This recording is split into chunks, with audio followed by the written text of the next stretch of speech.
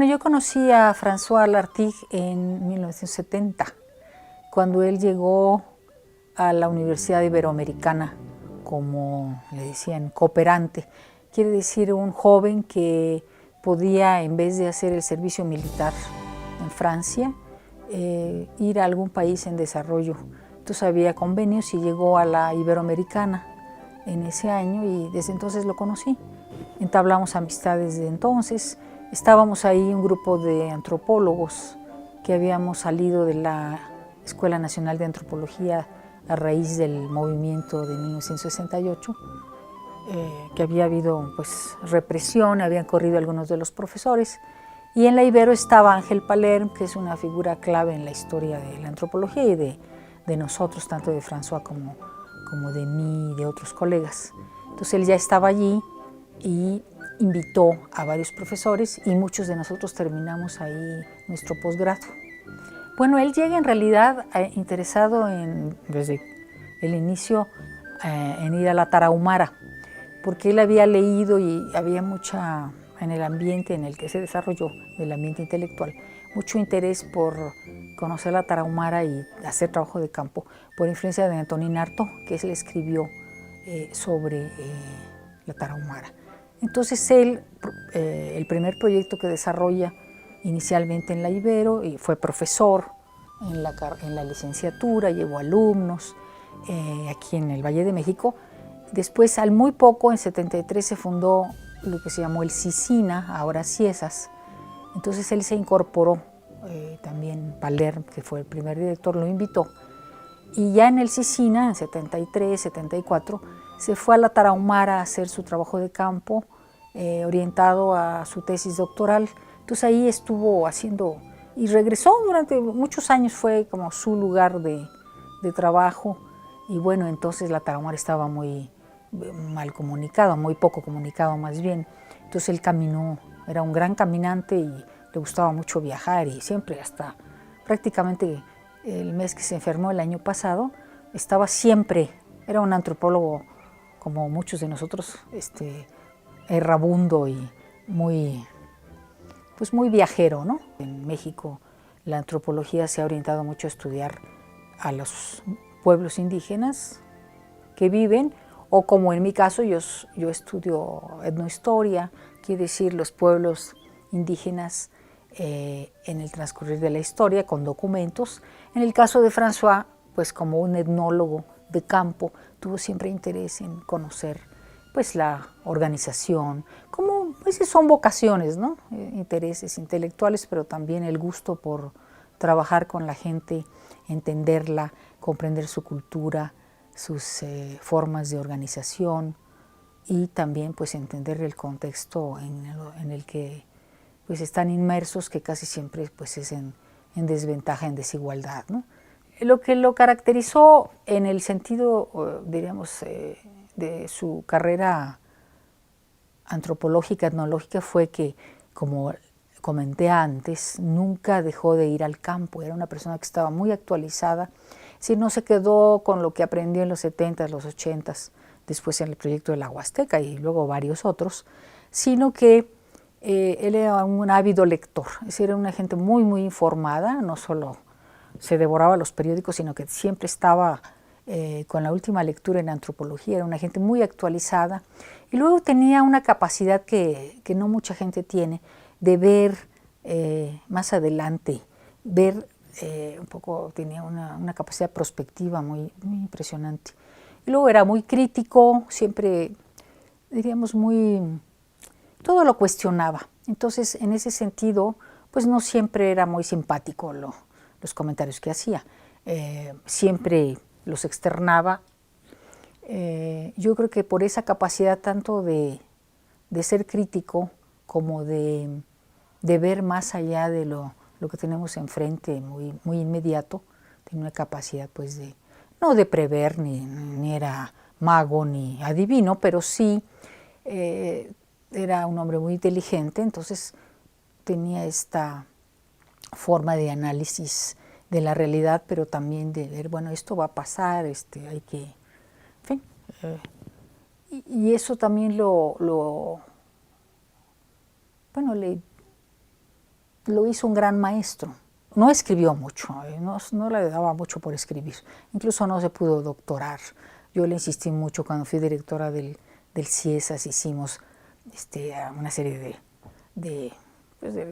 como digamos, de trámites para que lo sacara su doctorado, pero finalmente no era un hombre de escribir, aunque también escribió y realizó investigaciones importantes, pero era un gran polemista, era un gran expositor, y formó alumnos, estaba muy cerca de ellos, los acompañaba al campo hasta pues, el año pasado.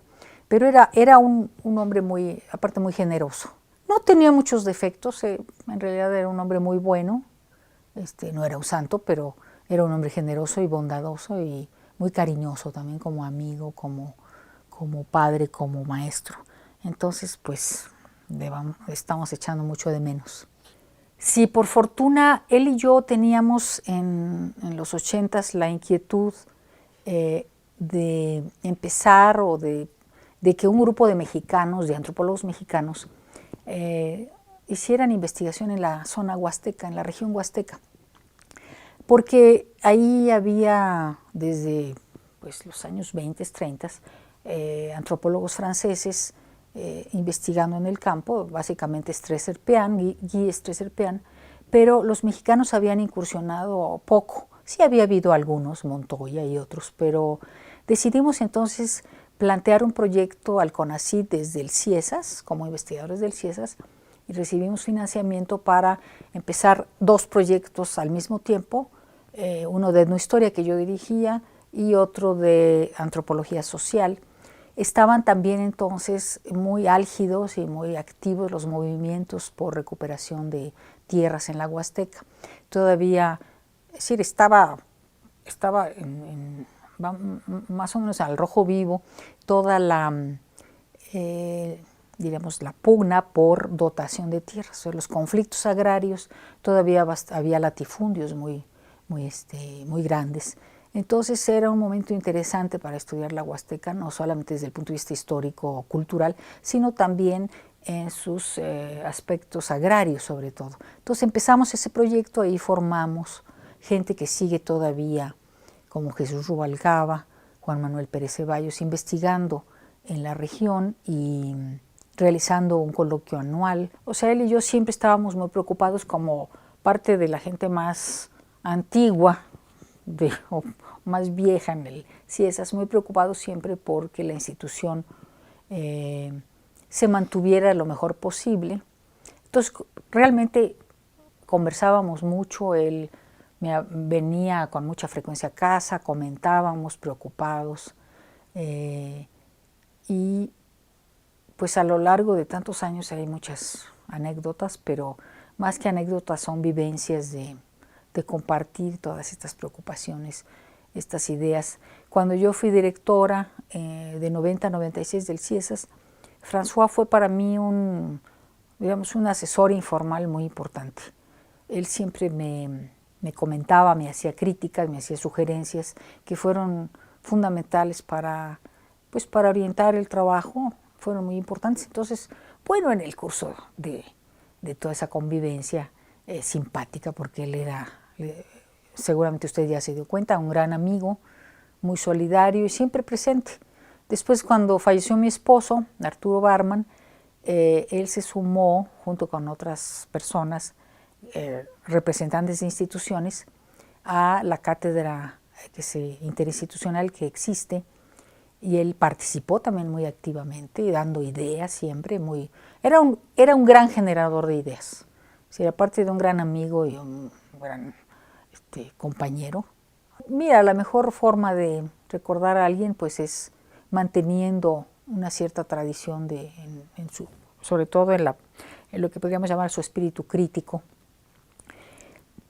y su espíritu constructivo también. Él mantuvo 2 seminarios en el CIESAS por muchos años, casi fue, no digo el único espacio académico, pero sí el más permanente, que eso le dio también al CIESAS una apertura a grupos que normalmente no llegan a los centros de investigación, que suelen ser un poco cerrados o elitistas.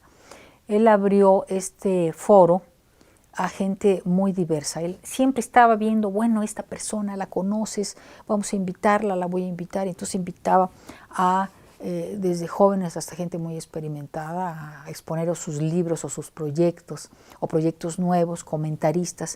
Es decir, él fue un gran animador, por lo menos unos 10 años aproximadamente duró ese seminario, y ya en los últimos años había empezado otro. Y bueno, en torno a los temas que le interesaron al final, este asunto de las elecciones, las mujeres, la participación de la población indígena en las elecciones, y la antropología jurídica también fue otro tema que le apasionó, de tal manera que lo que vamos a extrañar mucho de él es este espacio que bien podría, a lo mejor alguien lo sugiere, si no lo voy a tratar de promover, que quedara ese seminario con el nombre de él, o sea, que se continuara el seminario, de antropología política, otro tenía sobre chamanismo, que era el segundo que ya dije, que pudiera por lo menos tener el nombre de él para honrarlo y para continuar con pues era un foro de discusión, no solo de discusión, sino también darle oportunidad a la gente nueva de exponer sus proyectos y poner comentaristas más experimentados a criticarlos. Entonces, a lo mejor esa sería una de las posibles formas. Bueno, básicamente la amistad. O sea, él fue un amigo permanente mío. Yo creo que nunca nos distanciamos, ni discutíamos fuerte, pero era en un marco de absoluto respeto.